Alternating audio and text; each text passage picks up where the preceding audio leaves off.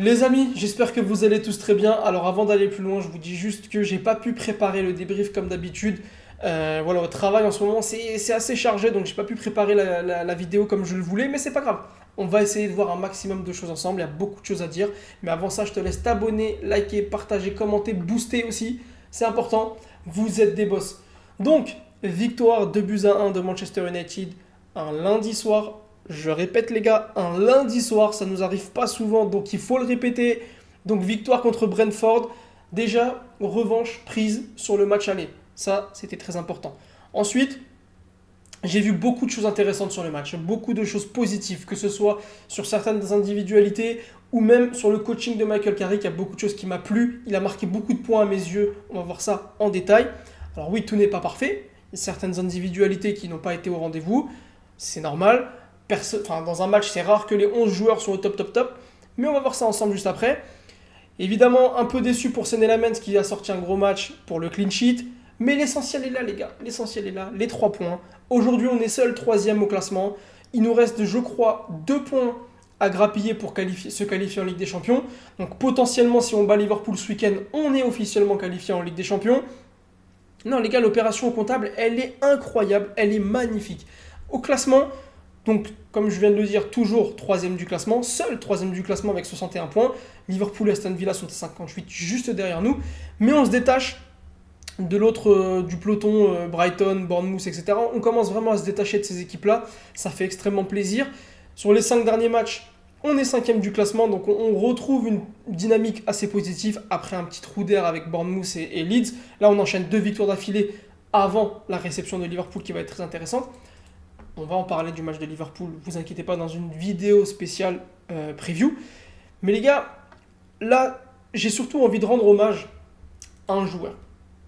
J'ai surtout envie de rendre hommage à ce mec, Casemiro, parce que après la saison difficile qu'il a subie l'année dernière, il est en train de nous rendre une saison d'adieu, les gars, all time. All time. Je pèse mes mots, les gars, c'est une saison all time. Déjà, il est en train d'exploser ses records de buts marqués. Il a 9 buts cette saison.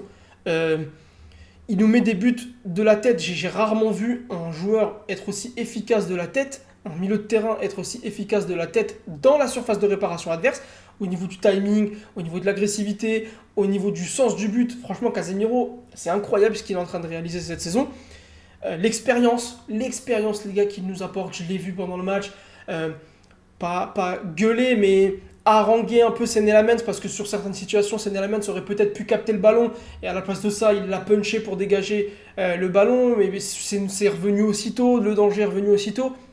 Casemiro lui a dit calme, capte le ballon, fais-nous souffler, etc. Donc il apporte cette espèce d'expérience en fin de match, il tombe quand il faut tomber, il joue du vice quand il faut jouer du vice. Non, Casemiro, merci infiniment pour cette fin de saison. Et d'ailleurs, c'est Matheus Cunha qui a mis sur Instagram encore une saison, s'il te plaît, Casemiro, encore une saison.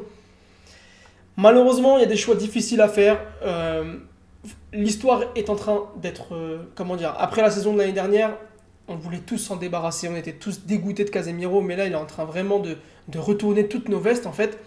Et l'histoire, la fin de l'histoire qui est en train d'être écrite est magnifique. Et j'ai pas envie de faire la saison 3 avec Casemiro. J'ai envie de garder cette image en fait de Casemiro, cette image immaculée. Parce que hier, le match, encore une fois, qu'il fait, il est magnifique. Il est magnifique, il est partout, il est dans les duels, il est présent, dans la surface de réparation adverse, il est présent, dans notre surface de réparation, il est présent. Il a peut-être plus les jambes, mais il compense avec le cerveau. Et il nous fait extrêmement de bien. La complémentarité avec Kobe Mainoo, elle est bonne. La jeunesse avec l'expérience. Ça fait un bon mélange, même si voilà, on se fait ouvrir parfois beaucoup trop facilement parce qu'il a tendance à se projeter un peu trop. Mais bon, c'est le revers de la médaille. À côté de ça, il nous marque quand même beaucoup de buts. Donc merci infiniment Casemiro. Je viens d'en parler, Kobe Mainoo pour moi qui est mon...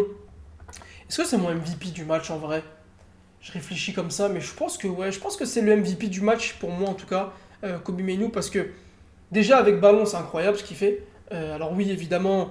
je crois que c'était la deuxième minute de jeu, où il fait cette espèce de percée plein axe, il résiste au duel, ensuite il va t'éliminer 2 joueurs dans la surface de réparation adverse, il te sert Amad, et Amad, oh là là, Amad les gars, le match cataclysmique qu'il nous fait, d'ailleurs il sort à la mi-temps Amad, logiquement, parce qu'il en rate au moins 2, Au moins deux, je crois qu'il y a une tête.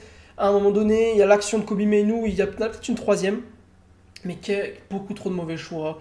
Euh, alors oui, vous allez me dire, sur le deuxième but, le but du 2-0 de Sesco, la contre-attaque, c'est lui qui fait le retour défensif avec un magnifique tacle, c'est vrai, devant notre surface de réparation. Mais c'est pas ce que j'attends premièrement moi de Amad Diallo, parce qu'Amad Diallo, s'il te met cette action au bout de 2 minutes, s'il te met sa tête ensuite, le match il est plié, on se met en hors de danger et on gère le match plus facilement. On s'est mis en danger beaucoup de fois, il y a eu beaucoup d'actions franches de Brentford, surtout en première mi-temps, ce qui a amené des changements tactiques, on va voir ça après. Mais voilà, Amad Diallo d'ailleurs, on peut faire point par point au niveau de la compo, hein. Euh, Bah voilà, sur FootMob, les notes, c'est le seul joueur orange. Ouais, catastrophique sa mi-temps. Il sort à la mi-temps, le choix est fort, le choix est très fort, et c'est là quand j'ai dit que Michael Carrick avait marqué des points, c'est exactement ici parce qu'il a été capable de faire un choix fort. Sortir un joueur à la mi-temps, c'est pas facile. Tu peux t'amener un espèce de poison dans le vestiaire là. Et je l'ai tweeté pendant le match, hein. S'il commence à se plaindre sur les réseaux sociaux, cet été pour moi c'est dehors. Je l'aime beaucoup Amad, hein. Mais s'il se plaint sur les réseaux sociaux, cet été c'est dehors. Parce que là les comportements de poison, c'est terminé. On a un vestiaire qui est de plus en plus sain. C'est pas pour que tu viennes encore l'empoisonner avec tes états d'âme. Michael Carrick a fait le bon choix de te sortir, t'étais en dessous de tout le monde. Alors t'étais pas le seul, Mbeumo aussi c'était compliqué sur ce match-là. Mais Mbeumo je sais pas, il est disponible, tu vois qu'il y a quelque chose quand même avec Brian Mbeumo, là où Amad Diallo, tout ce qu'il entreprend, il le rate. Il le rate. Et ça devient beaucoup, beaucoup trop compliqué parce que là, on aspire à passer un step au-dessus. Et en termes d'efficacité, il faut qu'il lui aussi passe le step au-dessus. Parce qu'il a un coéquipier qui s'appelle Benjamin Sesko. Il lui faut pas beaucoup de balles pour marquer ses buts. Et on va voir ça juste après, on a une statistique assez intéressante. Pour revenir sur Kobe Mainoo, en plus de ça, Kobe Mainoo, tous les termes de son nouveau contrat ont été trouvés. Il va signer ou il a signé, en tout cas, son nouveau contrat. C'est la meilleure nouvelle, les gars. Je suis extrêmement content. Kobe Mainoo, il y a le jeu avec ballon, mais il y a le jeu sans ballon, les gars. Le volume de jeu qu'il apporte, le volume de jeu qu'il met sans ballon, c'est fou, c'est fou. Physiquement, il est costaud, il tacle dans les pieds, il est disponible, il se projette vers l'avant. Extrêmement, extrêmement content de Kobe Mainoo. On a perdu 6 mois de Kobe Mainoo avec Ruben Amorim, mais ça, on ne pourra jamais lui pardonner. Il a fait des bonnes choses à Amorim, mais Kobe Mainoo, c'était catastrophique.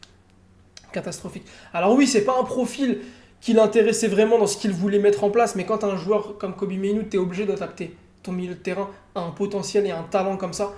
Et là, aujourd'hui, c'est magnifique. Il est en train d'exploser sur cette fin de saison. Il ira en Coupe du Monde, j'en suis sûr qu'il ira en Coupe du Monde et qu'il y a même une pièce à jouer pour gratter du temps de jeu à cette Coupe du Monde parce qu'il le mérite. Il est trop fort, les gars. Il est trop fort. Donc très content. Les prochains milieux qu'on va recruter, va falloir qu'ils soient Kobe Mainoo compatibles parce que c'est un patron aujourd'hui. Kobe Mainoo, le match qu'il fait hier, avec ballon bien évidemment, mais sans ballon, les gars, que ce soit dans la disponibilité, que ce soit dans les petits espaces, les échanges dans les petits espaces avec Bruno, etc. Gros match. Et en parlant de Bruno, donc hier il met sa passe décisive habituelle, il est à 19, plus qu'un point, un but pardon, pour égaliser le record de De Bruyne et Henry.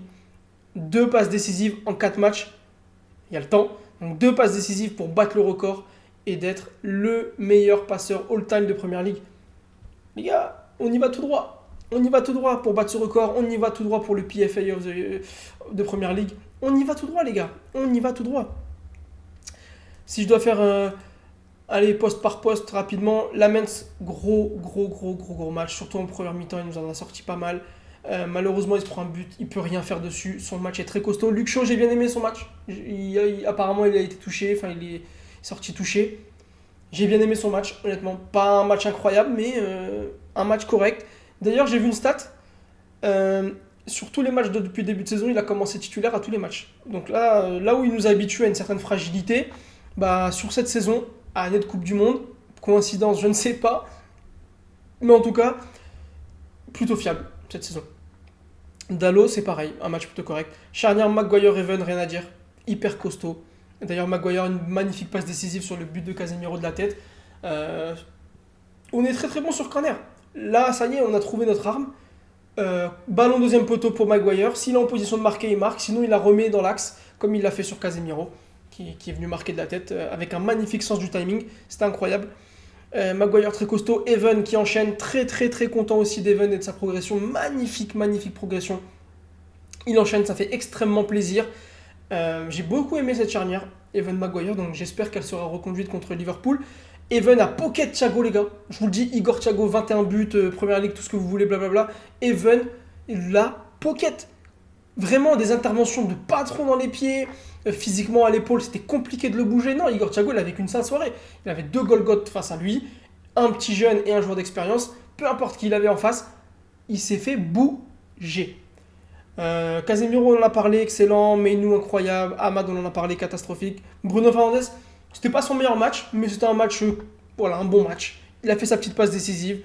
Il a su haranguer les troupes quand il fallait.